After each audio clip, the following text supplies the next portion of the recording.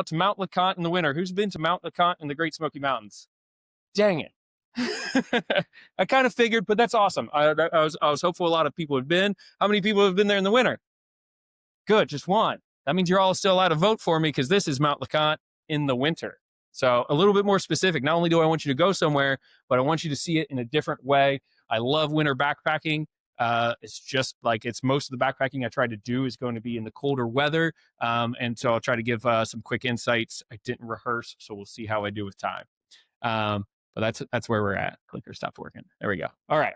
So first of all, got to visit the Smokies. We know the Smokies are super close, beautiful place to go, just 248 miles away, and all you can eat fudge. So it's like crazy amounts of fudge there. So one, it's just an incredibly like approachable destination from where we are now. It's one of the closest, or is the closest, one of the closest, I guess. You got Cuyahoga National Parks. It's the most visited national park. It has the most biodiversity of any national parks.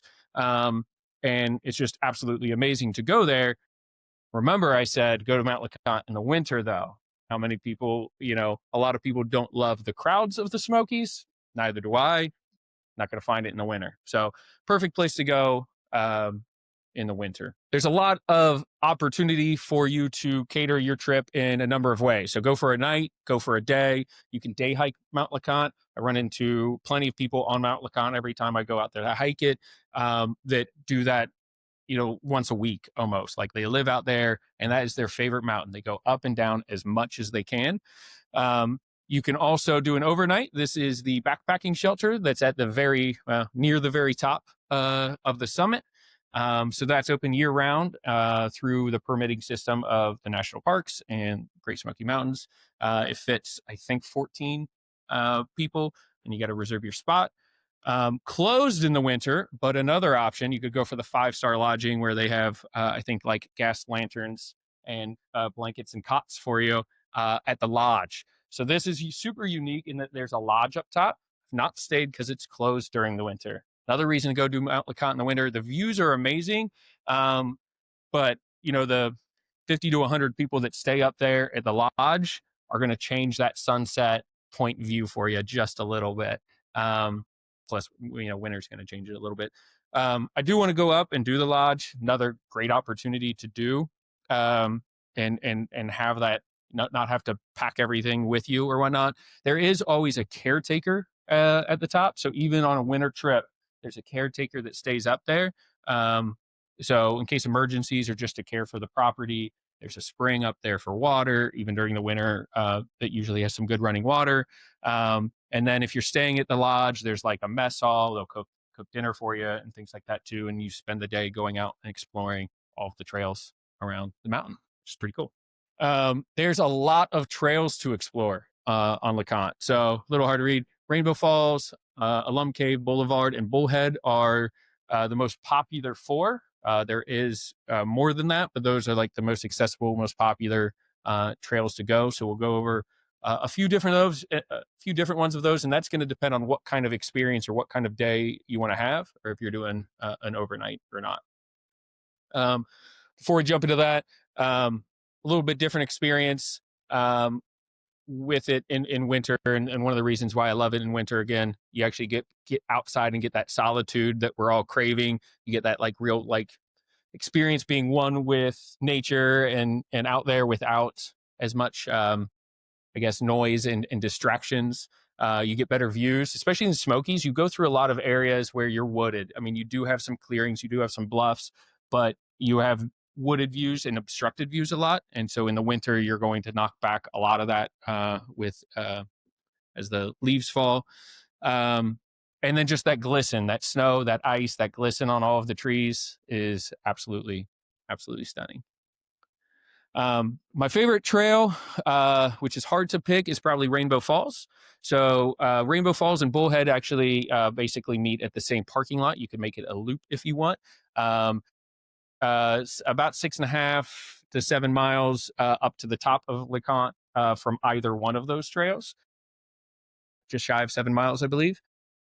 It is a lot of vertical gain. It's over 6,000 feet. LeConte's over 6,000. So like it's not an easy ascent no matter what trail you do.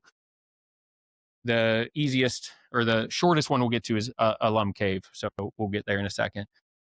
And of course, one of the best things about Rainbow Falls is the falls. So you got it in the background there actually flowing. And if you go in winter, you might get one of these really cool, I don't know what that's called, effects for Frozen Falls, but where like it domes at the bottom or whatnot. Yeah, totally different view. Like if you've seen something in the spring, summer, fall, it looks totally different. It's going to give you a different experience in winter. Alum Cave is the most popular trail. That's going to be a separate trailhead from the Rainbow Falls and Bullhead. It's the most popular because it's 5 miles up to the top of LeConte. It's a little bit shorter and has a lot of highlights that you could just day hike up to. So let's say we're not even going to the top of LeConte. I want to say it's like 2.5 to get to like the cave, and then after the cave, the bluffs. So the cave is a really short cave. It's really like almost looks more like a rock overhanging another rock. Where the steps go, in between those two rocks and through. Really cool feature. And then some pretty tall bluffs. We don't have a person at the bottom for like reference, but like some really tall bluffs up to your side there, up a ways after the cave. And everything up to the cave is fairly easy too. Like if you parked at the Alum Cave parking lot, it's a lot of river walking and gradual up until once you start going up, it's not long before you get to the cave and the bluffs. And then, of course, that up continues to eventually you have to get to the summit height there. But a really beautiful walk with a few really cool stopping places there. That's going to be an out and back to your car. The Boulevard Trail, this you're going to start at Newfound Gap. And this is going to go along the AT. So if you love the Appalachian Trail, want to hit that for a little bit, you could go back and stay at Icewater Springs Shelter a few miles in. So you can kind of like get a late start, sleep there, go up to LeConte the next day. You can make it a multi-day. You're not going to have huge miles making it a multi-day, but you could go there for a weekend and stay 2 nights. One of the things you're going to do if you do that and make it a 2-night stay is you're going to go out to Charlie's Bunyan. So that's going to be a side trip off the Boulevard Trail to Charlie's Bunyan, which is really famous rock outcropping, or I'm sorry, continuing down the AT, past Boulevard Trail, down the AT to Charlie's Bunyan. Just incredibly, one of the best views in the Smokies for sure. You can also just day hike to Charlie's Bunyan. I think it's like 5 miles out and back, somewhere around there. There are some spots on the Boulevard Trail that have some cables. It's not like super technical. I've never gone even in winter to like clip in or anything, although you could, but just to make sure that you don't slide down the side. And of course, in winter, you want to make sure you have some good traction, like Microspikes, to make sure that you're a little less intimidated by areas like that. Bullhead, like I said, is kind of the counter to Rainbow. So if I'm going to go up Rainbow and stay the night, probably going to go down Bullhead because why repeat myself and do something different? So I'll make a nice little loop.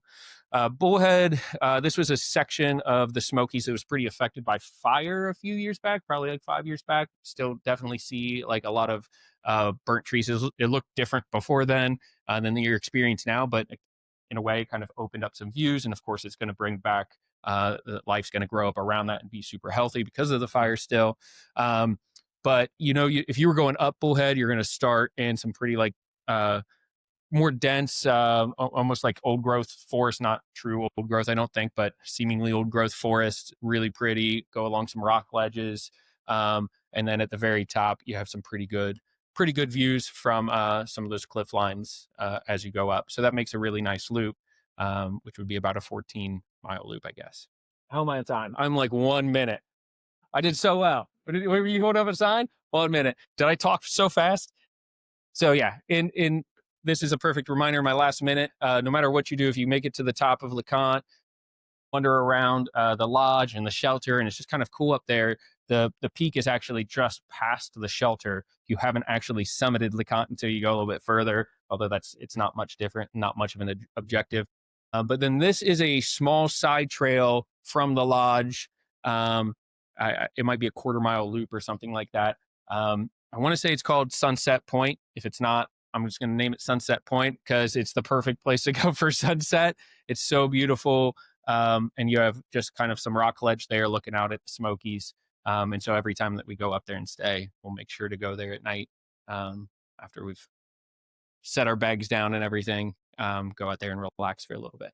Cool. Thank you.